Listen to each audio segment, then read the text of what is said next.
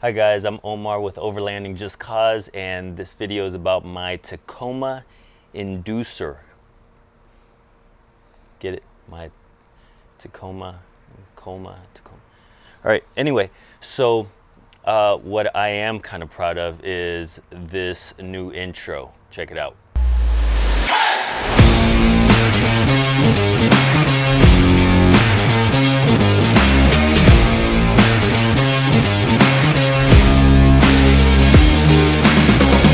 Hey guys, so this video is going to be on how I installed my awning lights.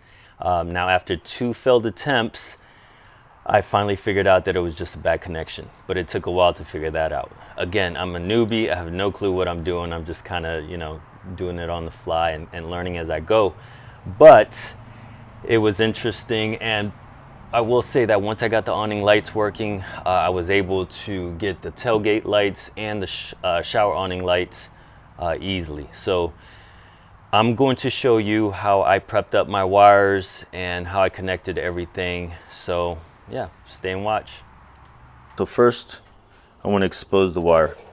I'm going to cut long enough to be able to fold this exposed wire in half. So I want to expose this much and then fold it so I have a thicker connection to be able to connect to the male connector.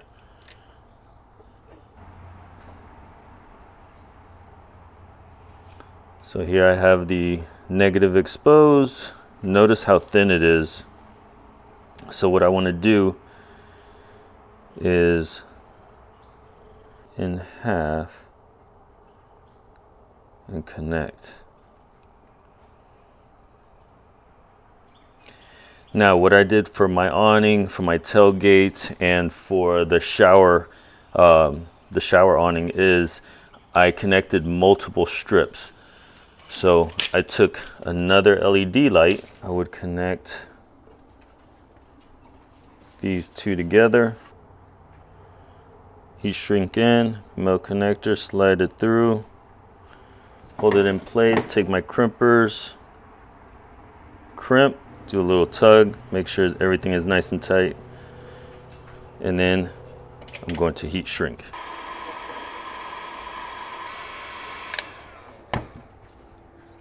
Let it cool off for a few seconds, maybe a minute, and then I'm going to slide the black heat shrink over, try to cover as much of it as I can. And the negative piece is done. I will do the same to the positive wires. Again, the key thing, guys, is if you have thin wire and your male connectors or any kind of connection is a little bit of a smaller gauge or for thicker wire, then expose a little bit more than you should, fold it in half, and it'll make that wire thicker to be able to fit that connection. So that's what I had to do in this case. It's not ideal, I guess. I should have got the proper connections, but I didn't. So I had to go with what I had and kind of adapt.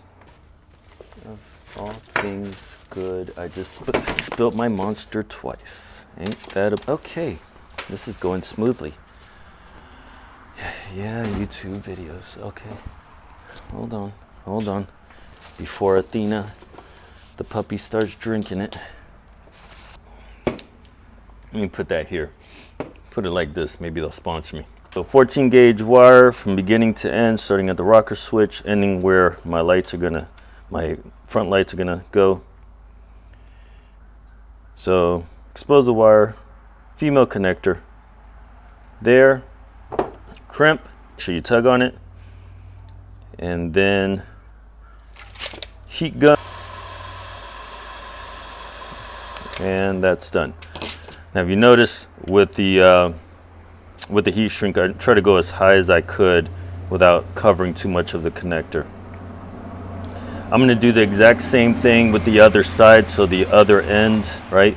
So this side is going to go to the rocker switch, long cord to make it all the way to the front of the Jeep. Again, expose the wire, put my heat shrink on, and put the other female connector on this side. I'm going to do the same thing with the negative wire. Female connector on one end, long cord to reach all the way front of the Jeep, female connector on the other end. All right guys, so now that I have my 14 gauge wire prepped up, again it starts here, right? The female connector will be connected here. For the awning, it was actually this switch right here. So it's going to go in through, it comes out here, it goes up over the this rubber piece, and it comes out of the Jeep.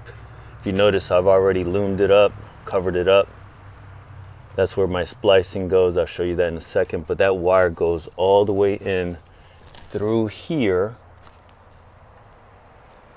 both negative and positive, through, and it comes out. Female connectors, these are male connectors, right? Like I showed you earlier.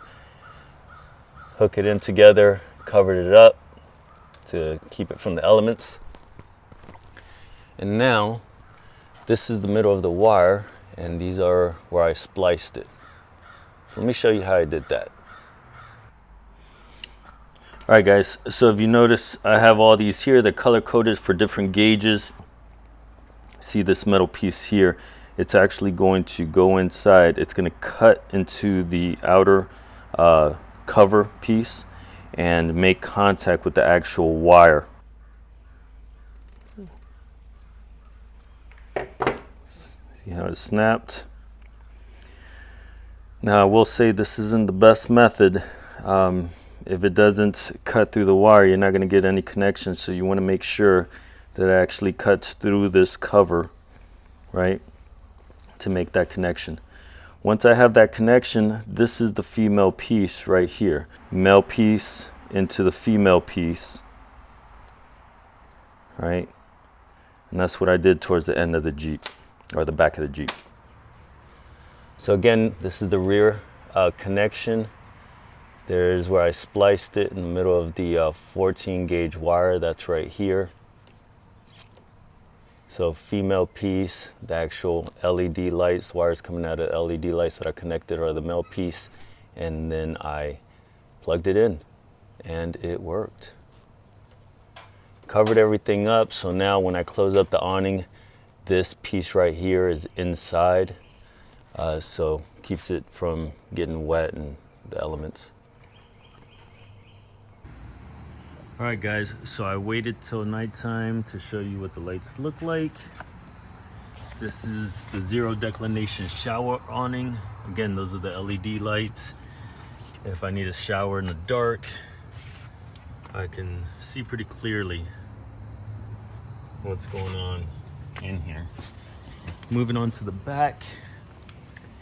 If I need a set up kitchen in the middle of the night, I have my fridge drop down,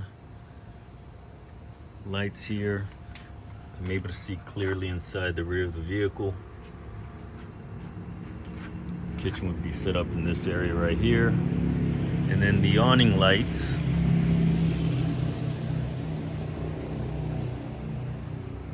because this is where we're going to be hanging out under here with a couple chairs and maybe a blanket down, dogs laying around. So I didn't want too much light, but I wanted just enough so that you can see where you're moving around to.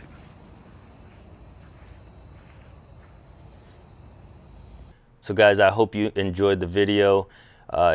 2 failed attempts, like I said earlier, but once I got it down, installing the rest of the lights was a breeze. If you guys have any comments or questions, please let me know. Again, I'm a newbie and I'm just showing you what I did. There's many different ways of doing it, but this one is mine. If you're a Marine, you probably got that. So anyway, next video should be me trying to install a 12-volt water pump into my bladder here that I have, and that should be interesting because I have no clue what I'm doing. So stay tuned. Thanks, guys.